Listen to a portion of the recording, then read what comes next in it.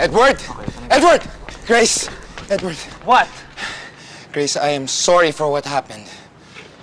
William, Ate Grace, ano ba talagang meron sa inyo, ha? Sorry, sinabi kong tama na! O bakit ikaw pa tong galit? Ako na nga tong niloloko nyo, ikaw pa tong galit! Chari, hindi ka namin niloloko. Pwede ba? Huwag mo akong ginagawang bobo, ate. Nagkikita kayo ng patago. Ano pa bang ibig sabihin nun, ha? Huwag mo akong ginagawang tanga dahil tanga na lang ang maniniwala sa inyo. Ay, what are you doing? You're bonding, ganon? Chari, may dahilan kung bakit nagkikita kami. O sige, sabihin mo sa akin, ano yung dahilan na yan, ha? O see? Wala ka rin naman palang masabi eh. What, Edward? Maniniwala ka pa rin ba sa kasinungalingan ng girlfriend mo, ha? Tama na! Nakikita kami ni Grace dahil kilala ko yung rapist niya. Ano?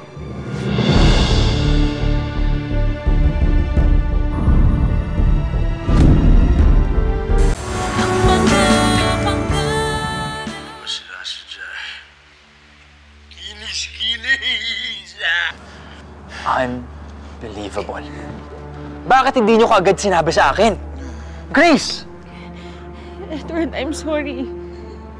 Ayoko namang magtago o maglihim sa'yo. Alam mo naman na ikaw ang una kong gustong pagsabihan ng lahat. Pero natakot kasi si Kuya William na baka magalit na naman kayo sa kanya. Dahil sa akin, banalikan niya ang contacts niya. Pero Edward, hindi ko pinagsisisihan na humingi ako ng tulong kay Kuya William. Dahil sa kanya, mahahanap at mapapakulong ko na ang lalaking yun. I still cannot believe this. At yan lang ba yung ebidensya ninyo? Dahil hindi pa sapat yung recording na yan. What else? Inamin niya sa akin na nang-rape siya. He has a sexual harassment case. That's not enough. Res inter alios acta. Grace, alam mo yan. Ano? Hindi dahil may nagnakaw sa kapitbahay. Ibig sabihin, pwede mo nang i-assume na siya din ang nagnakaw sa susunod na bahay. Exactly. It would help kung meron tayong witness na nakita sa kanya na nasa bar siya. And it would be even better kung nakita siyang kinakausap si Grace. Ako? Seriously?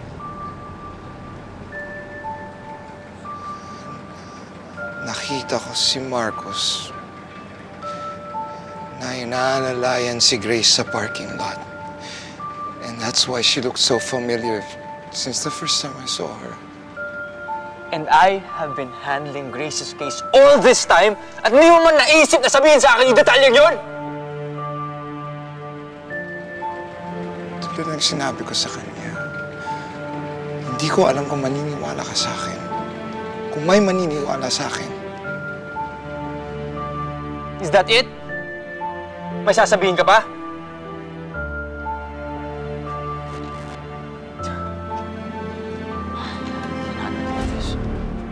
So ano, handa ka na ba maging witness? Because that's where all of this is leading to.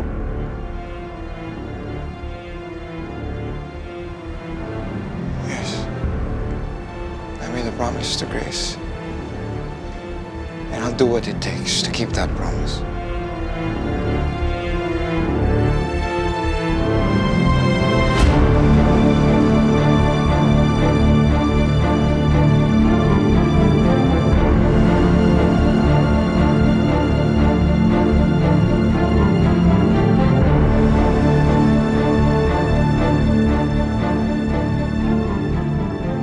May warrant of arrest na to for drug peddling.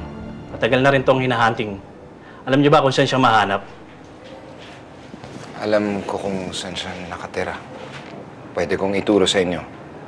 Oh, teka lang. Kuya, kung sasama ka, make sure na hindi ka makita. Mahirap na. Gusto ko rin sumama. Gusto ko masiguro na mahuhuli siya. Hindi po kami pwede magsama ng maraming sibilyan. For your own safety na rin po, Sir Ma'am. Look, Grace, I'm sorry, pero tama si Inspector. Ihatid na lang muna kita. But hey, antayin niyo ako bago makabalik, bago kayo gumalaw. Don't worry, Grace. We'll get him.